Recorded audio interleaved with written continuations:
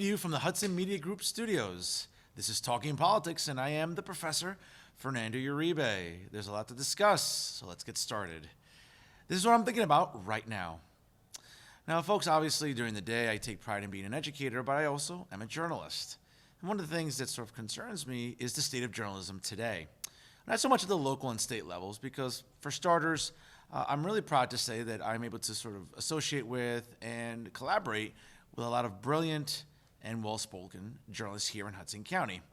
Whether it's John Hines at the Hudson County View, or the other talented journalists at the Jersey Journal and the Hudson Reporter collectively, even Michael Sherwin at Real Jersey City. They all have something to offer to the institution of journalism, and they all do a great job for it. And certainly I'm trying to do my best to contribute to the institution as well. Even at the state level, whether you read Insider NJ, which you should, but also if you check out NJ.com, the Star Ledger, even down south, the Asbury Park Press, or even the Trentonian, they're all very valid sources of journalism and information. So those are the ones that, quite frankly, not just because I want to plug them today, but also want to highlight and remind you of the great work that they do on a daily basis. But quite frankly, for me, where I'm concerned is the state of national journalism. Now, I don't know about you. I don't know what you read on a daily basis. Maybe you read the news off of your tablet, your smartphone, your PC, or your Mac. I'm not sure. But whatever it is that you're reading, it's becoming sort of problematic. And I think at the national level now, I'm developing sort of a mistrust for sort of the mainstream media. And perhaps you are too. Now, let's start off with the New York Times. Now, for many of us, we grew up reading the New York Times at a very young age. I remember my father, when I was as young as 7, said to me, "Hey, try to read the New York Times as long as you can, mijo. You'll develop a better vocabulary, and quite frankly, your reading skills will improve exponentially." And he was right. I loved reading the New York Times at a very young age. All the articles were well written, the reporting was fairly accurate, and for the most part, I always relied on them to give me at least accurate information. But in recent years, I'm sad to say the New York Times has sort of gone away from their tradition. Now, they've been a pillar in journalism for almost 100 years, certainly sharing the same, sort of solidarity and camaraderie that they have with the Washington Post, with the Chicago Tribune, and even far west in California with the LA Times. But again, in recent years, I've been disappointed in the New York Times. Now, I don't know what it is, whether it's the hierarchy, the editor, or the staff. I don't know what it is exactly. But every single year, I find example after example where the New York Times is laying us down. And this past week was one that really just got my blood boiling because of how blatantly dishonest they've become. Now, again, I don't want to sort of paint with a broad brush. I enjoy reading the New York Times still. I enjoy, again, their insightful writing. I even enjoy The Weekly, which you can see on FX if you enjoy the streaming services on Hulu or Netflix. And it's a great weekly program based on New York Times journalists covering very sort of important stories around the country and even globally. So I enjoy the content that the New York Times provides me. But at the same time, I remain highly skeptical. And why am I doing that? Well, let's look at an example this past week. And quite frankly, folks, we should all be outraged because of how pathetic it is. Now, as a reminder, it's really the only word I can think about in terms of what the New York Times has been doing lately with not just only its reporting, but its editorializing. And that should really be a concern for us all. Now, to recap, this past week, writers from the New York Times, which included Robin Pogrebin and Kate Kelly, decided to write a book attacking U.S. Supreme Court Justice Brett Kavanaugh, trying to reveal all the allegations that were lobbied at the sitting Supreme Court Justice during the time of his confirmation hearings, and alleging that they were all indeed true. Well, as we all know now this week, after it's been debunked thoroughly, that's not the case. Now again, in fact, it's almost pretty much a worthless book altogether, because what they've been able to do is at least somehow portray this message that there's a bombshell that they're going to be revealing about sort of a new accuser that's alleging that Justice Kavanaugh shoved his private parts in front of her at a party during their years at Yale University. And the accuser specifically is Deborah Ramirez. Well, again, Ramirez's story was, again, as it's been discovered, sort of a Democrat media complex coordinated effort against Kavanaugh during his confirmation hearings. Thankfully for us, a very qualified jurist like Brett Kavanaugh did ascend to the Supreme Court, but not without some difficulties and not without some roadblocks during the confirmation hearings. As we all know, last fall, that was the talk of social media, and it was really the talk of national headlines and cable news on a nightly basis. The problem is, though, that there's a problem now. Now, the supposed new accuser that's being highlighted in their book doesn't even remember the specific aforementioned incident ever happening. So folks, what else is new? It's pure fiction again, being conveyed by the New York Times. Now the Times did add a portion and they made a note. And the problem is that they totally sort of changed the entire story. Poggerman and Kelly respectively blamed the editors, but more importantly, at least in their defense, they went on the attack against the left's favorite target. Guess who? You know it. It's Fox News. And the Times did not, in fact, correct anything, but instead, to make a correction, the story indicates that actually something had to be factually wrong. And the newspaper did not acknowledge anything of the sort. But the truth is, folks, that they did. The problem is that the New York Times has been notorious lately, not just in recent months, but in recent years, for just putting forth dishonest journalism. And it's journalism that we've come to depend on year after year for almost a century that the New York Times has been in publication. As I said, we've all read it at some point in time, whether we read it in elementary school or high school, or even if it was required reading during our college years, whether you took a political science course, a sociology course, criminal justice course, even a journalism course. At some point in time, the New York Times indeed did become required reading for us all. But you know what? I wouldn't require it anymore. And it's a shame because as one of the more sort of long-standing pillars of journalism, it's starting to lose a lot of credibility, if not outright already. Now, here's a couple of things that should sort of startle you and even downright scare you about the recent Times piece in what some would call a character assassination of Supreme Court Justice Brett Kavanaugh. Quote, "We uncovered a previously unreported story about Mr. Kavanaugh during his freshman year that echoes Ms. Ramirez's allegations. A classmate, Max Steer, saw Mr. Kavanaugh with his pants down at a different drunken dorm party where friends pushed his penis into the hands of a female student. Mr. Steer, who runs a nonprofit organization in Washington, D.C., notified senators and the Federal Bureau of Investigation about the account. But according to the reports, the FBI did not investigate the account, and Mr. Steer has declined to discuss it publicly." Now, the New York Times corroborated the story with two officials who have communicated with Mr. Steer. Now, the female student declined also to be interviewed, and friends even have gone on to say that she doesn't even really recall the episode altogether. So to be clear, the change is indeed a significant one. If the student doesn't recall the episode by any means, the accusation that Kavanaugh and others may have assaulted her is arguably weaker than if she did. But contrary to what Fox News would have you believe, the change in the Times story does not prove that the alleged incident didn't happen. So clearly the New York Times is trying to cover its tracks and at the same time assess blame and even pass the buck, which honestly is very, very dishonest on their part. And quite frankly, it continues to sort of crack at the credibility of the newspaper altogether. Now, again, the new accuser doesn't remember anything. Well, how can you omit that from the story? And again, just another blatant example of the New York Times being dishonest. Now, whether the writers had already included it in their original copy sort of remains to be seen. Now, I've talked about it on the air, folks, on this show repeatedly, and I'll say it again. I don't want to sort of paint with a broad brush, but when it comes to the mainstream media, I don't trust the liberals that run it. So when you forget to add something and then not include it, you know what? That merits a correction. And guess what? This isn't Fox News' fault. It's the New York Times' fault. It's Poggerman and Kelly, respectively, not taking responsibility for irresponsible journalism. Now, listen, don't get mad at me for pointing out the fact that this is bad behavior on behalf of the New York Times. It's not Fox News' fault that they took a serious L in this entire process. Folks, we all take L's in life. I took L's when I was a kid playing Little League Baseball. I took L's running for student council in high school. I took L's running for elected office as an adult. We all take L's, and we should all take these losses with some sort of dignity and some sort of decorum. For whatever reason, the New York Times is just choosing not to do that. And they were always the example to us, right? They were always the example of what journalism and what journalists should aspire to be. That's not what's happening in Midtown Manhattan right now at the offices of the New York Times. And unfortunately, and I'll even say this for the record because I think it needs to be said, and really nobody else in local or even state journalism will go as far to say it this way. But there no longer exists an objective and credible search for the truth at the New York Times. That's the facts right there. You can't even deny it.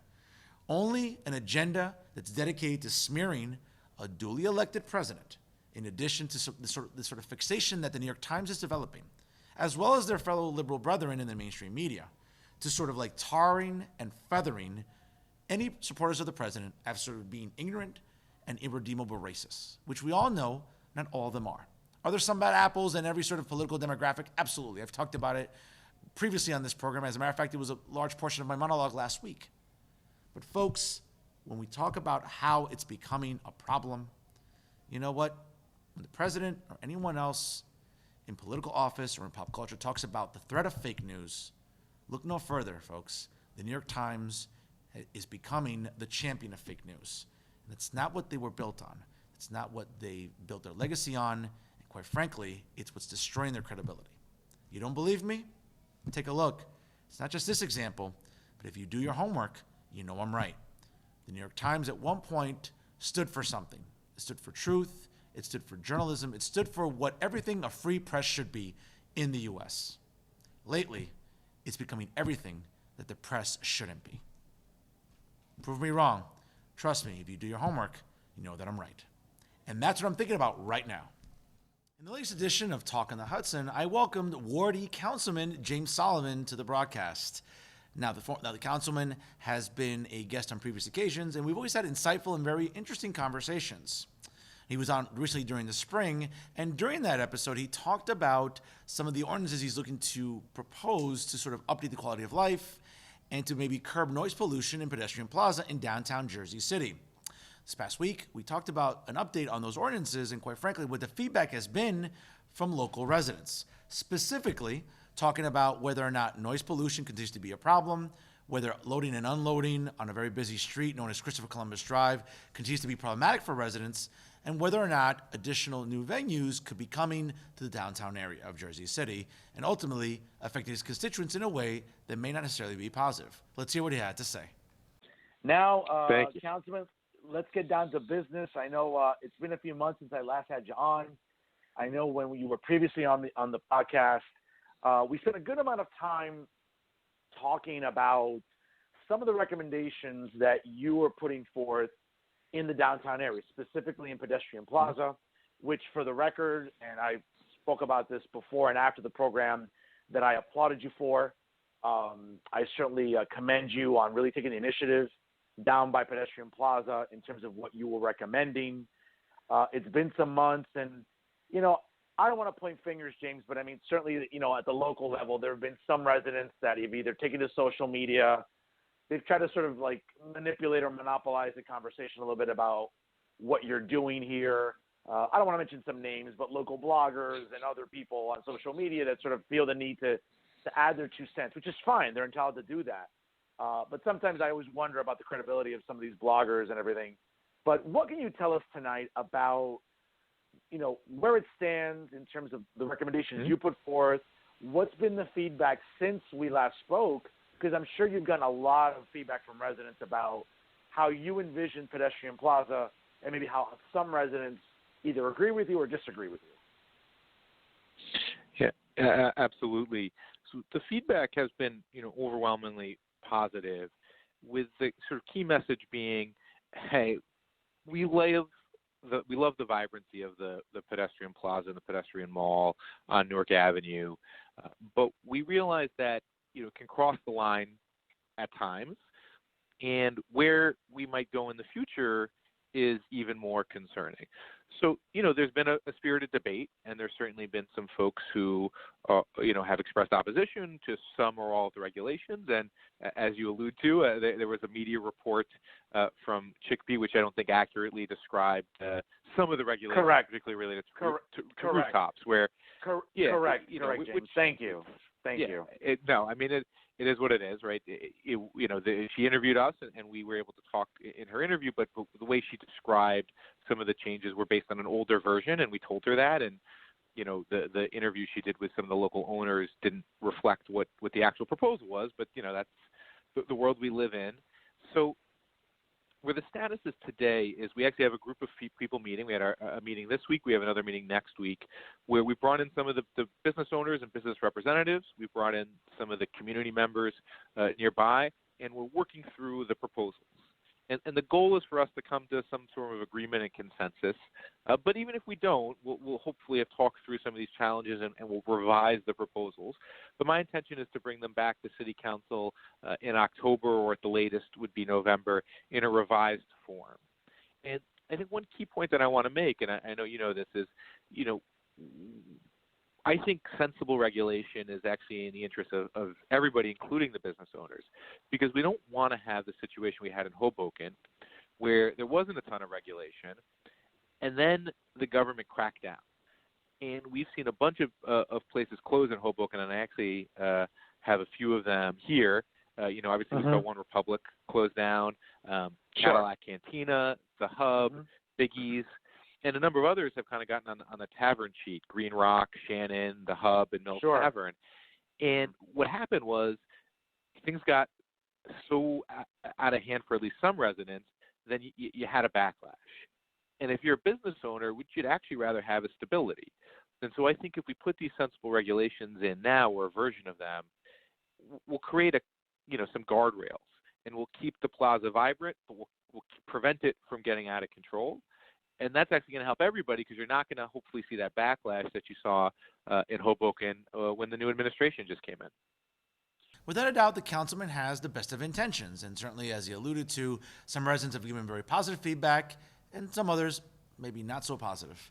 But overall, what he's trying to do is find balance, not just only with trying to make the downtown area of Jersey City vibrant and very lively, and encouraging people to visit there because the nightlife is actually really, really good, whether it's restaurants, clubs, bars, or anything else.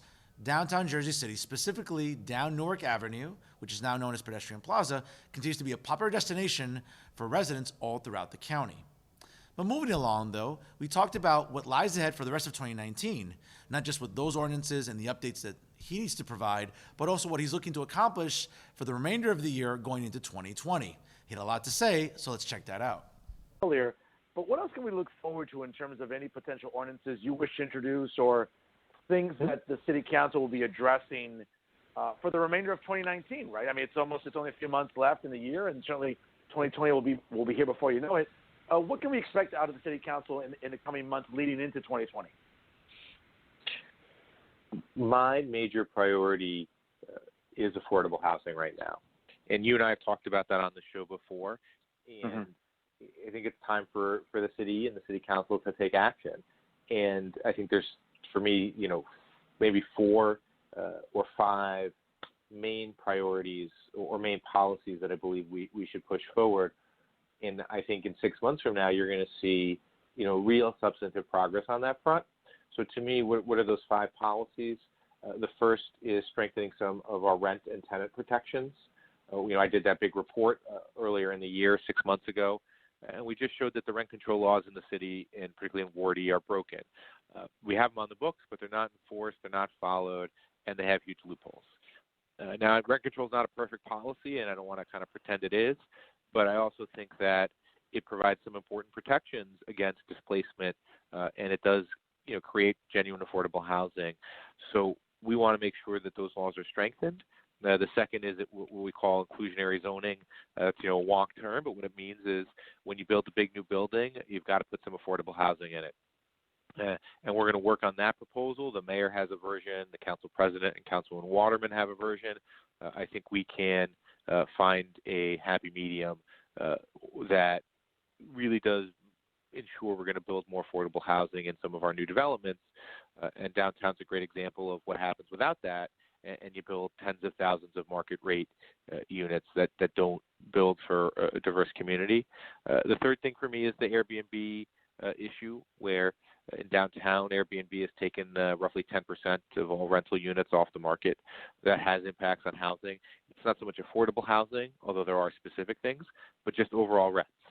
It's a supply and demand. You're taking away that much supply. It means the limited supply that's left is more expensive. And the fourth thing, I'll stick with 4, is passing some development projects in downtown that I do believe will build affordable housing. There really, at best, is only one project right now in downtown that's going to have any number of affordable housing units within it, which is the second stage of what's called the Vive project over by the old Pep Boys. And that's it. There's nothing else coming online. So I really do think that at least 1 or 2 new projects will come in downtown that will have 20% affordable housing in them. And that will be a good thing, because I talk to people, unfortunately, every week there's at least another person calling my office that says, rents have gotten too high, I'm being evicted, or I'm being displaced. And those are folks who have helped make this community an incredible place. and we want to ensure that they're able to stay, and that the community we do have is one that is diverse and not, entirely folks making, $150,000, $200,000 a year. So that's my big priority. That's a big push, and I think we'll see real progress on that front in the next 6 months. Without a doubt, the councilman had a lot to say, and again, being that he's one of my favorite guests, there's never a shortage of topics to discuss when he appears on Talking the Hudson. Now, to listen to the episode in its entirety, you can always go to www.blogtalkradio.com/Talking the Hudson. And you can listen to the episode anywhere, anytime from any PC, Mac, smartphone, or tablet. Here are some local stories that might catch your attention right now in Hudson County.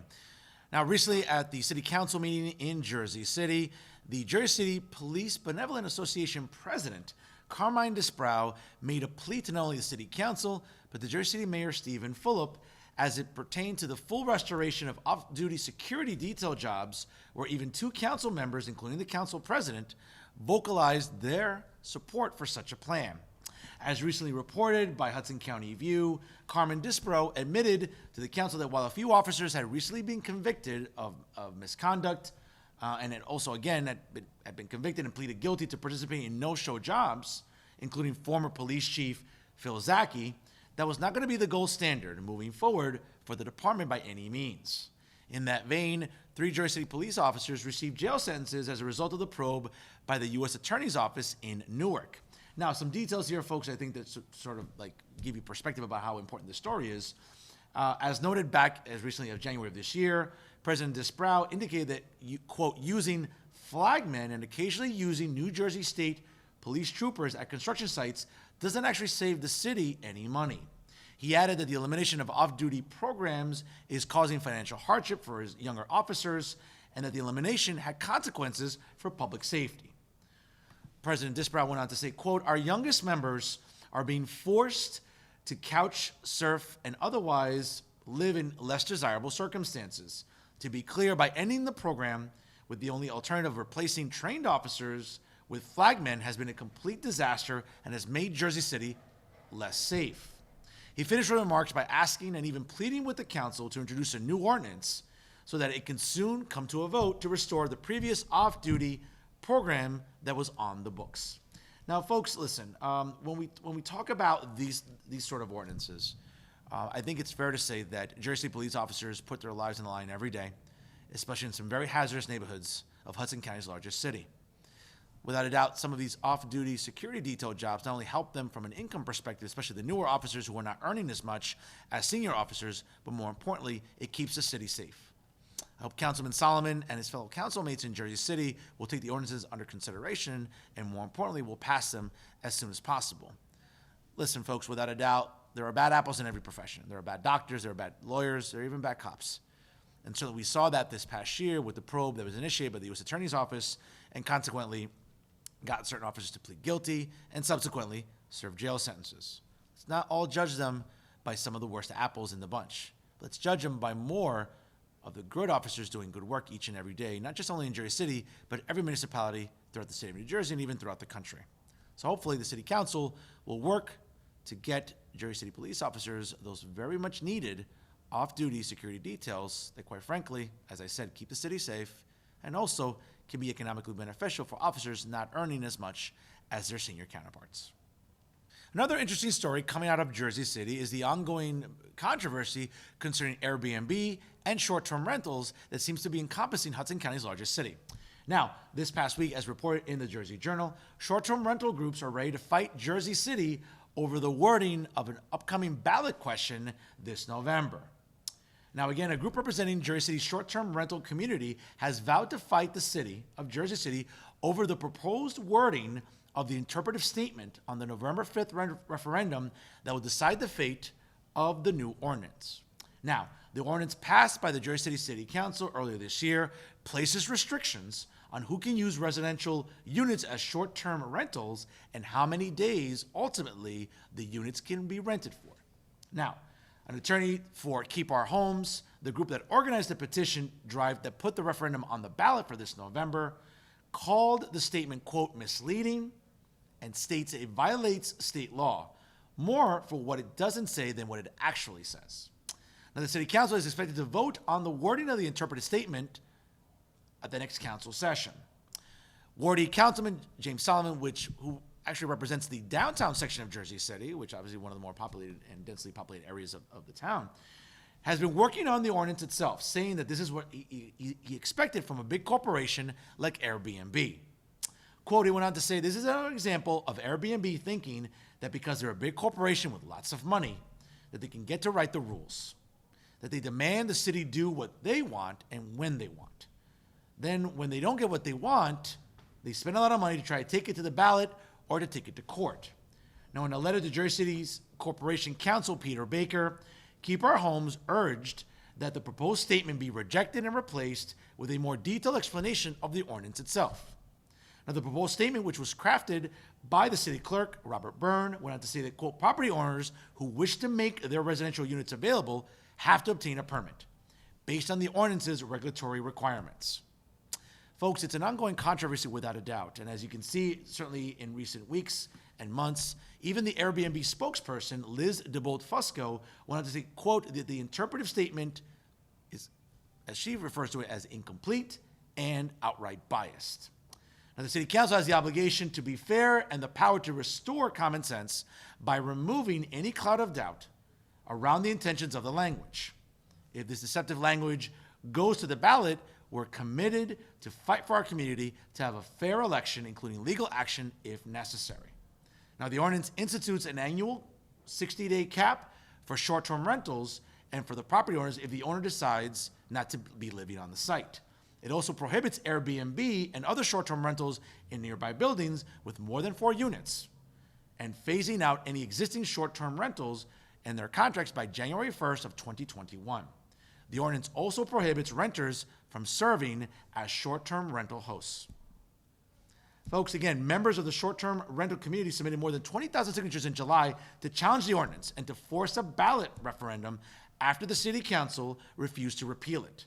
The deadline to repeal the ordinance passed on September 3rd to no avail.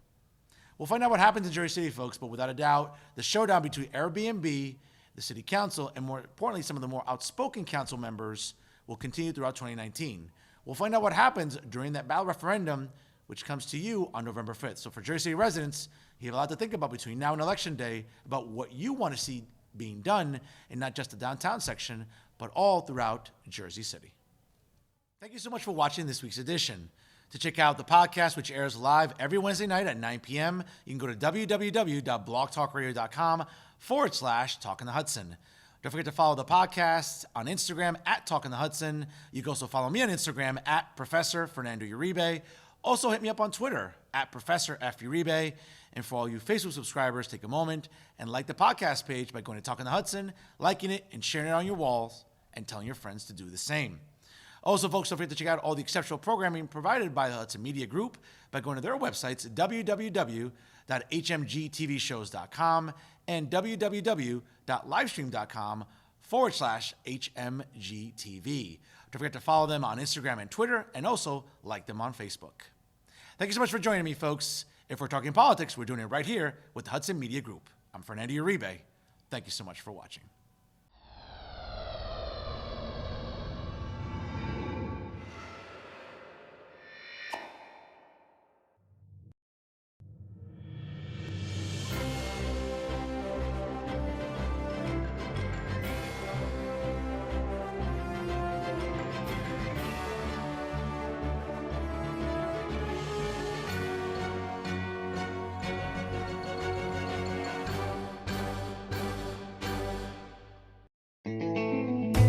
Don't forget to catch Fernando's podcast at blogtalkradio.com/talkonthehudson. New episodes available every Wednesday night at 9 p.m.